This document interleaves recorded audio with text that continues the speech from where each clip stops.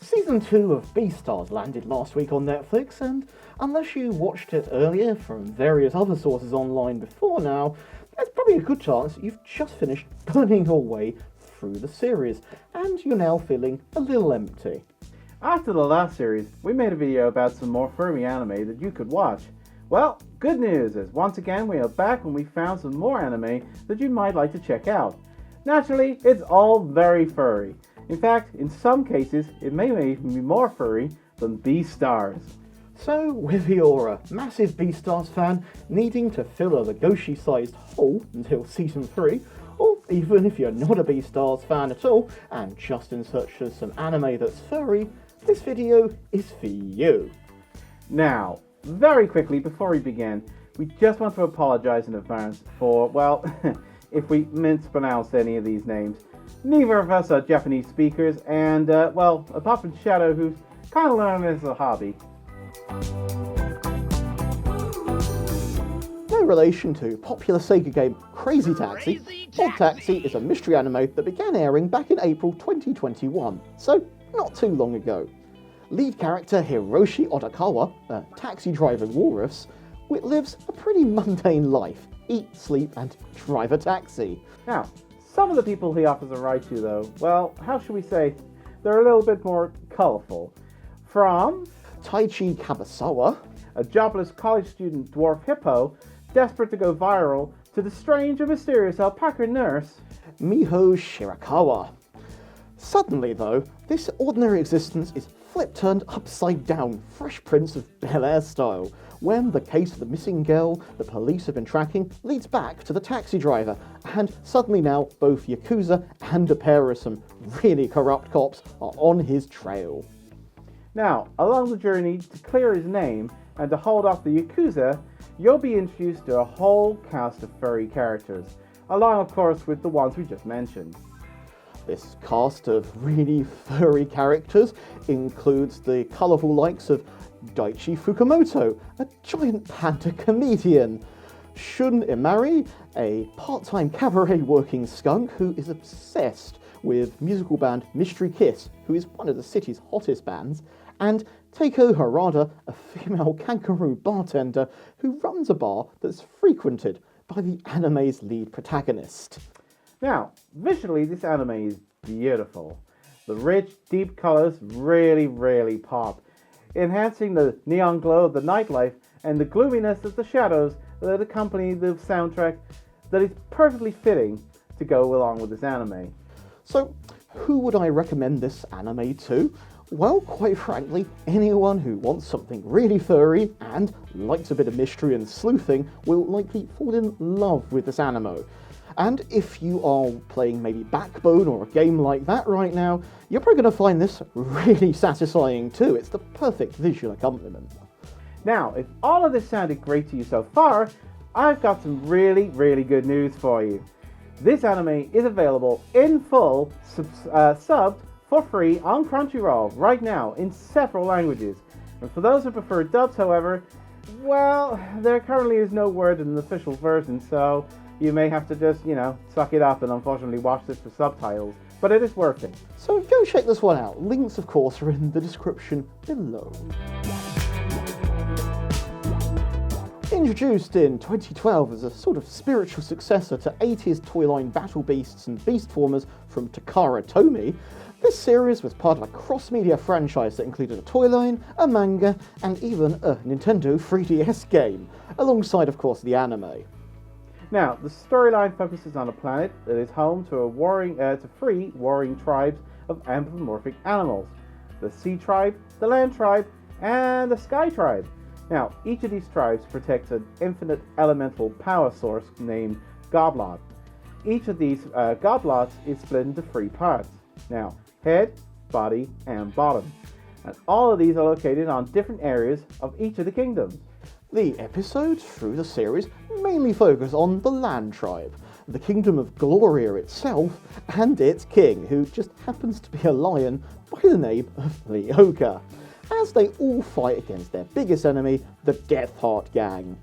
Other characters, besides obviously the lion, include Big Sero, a deer, and Lepermint, a leopard, as you might expect from the name, and of course there's plenty of other furry animals too, such as a dolphin, a hamster, and even a pigeon. Yeah, I like the pigeon. Running for a total of 38 11-minute episodes on TV Tokyo between January 2013 and September 2013, sadly the franchise was cancelled before all of its 52 episodes were available to air, leaving some never to be released, only appearing later when the series got a home video release.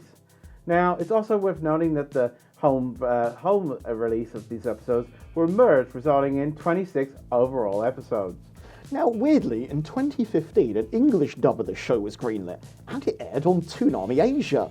However, since this aired, it's just vanished, and no episodes of this dub seem to have ever appeared via release, or even online, so it really is just lost. Now, sadly, as you may have guessed, this anime was not hugely well received, and reviews online are a bit hit and miss. I mean, honestly, it's a bit of a shame because, yes, it can feel a bit tacky and a bit silly at times, but honestly, grab some popcorn and some friends, and I think you'll find it is a pretty okay furry anime. I mean, for one thing, there's lots of characters to really like here, and it really is perfect for us furry Transformer fans who, really have it, as the series has a very, very close relation to the Transformers universe. So, would I recommend checking this anime out? Well, honestly, if you can find it, why not give it a go? Its short episode lengths really help with that. You could always, if you can find it, maybe indulge instead in some of its interesting toys, or perhaps even the 3DS game. Now, not available on any popular legal streaming site, your only really real avenues of getting hold of this is either to get it on DVD or one of those grey area streaming sites, links not in the description below. So Space Dandy has to be one of my favourite personal animes. It was right there for me when I was just starting to get into anime. It's funny, clever, unique, and one of the main characters is really quite furry. Now, this originally aired in 2013 again, funny enough. Space Dandy ran for 2 series with a total of 26 episodes, 13 in each season. Described as a space opera, the storyline follows the misadventures of Dandy, an alien bounty hunter who is self-described as a dandy guy in space, hunting for rare and undiscovered aliens. Accompanying him on his mission is faithful robot assistant QT and feline friend Biao, who is technically a cat, but officially in the show a Beetlejuicean. Now, despite the crew's overall noble intentions, they typically end up in the wrong end of things and usually create disaster and mayhem wherever they go. I mean, Dandy himself is also often described as being a, womanizer, to put it lightly.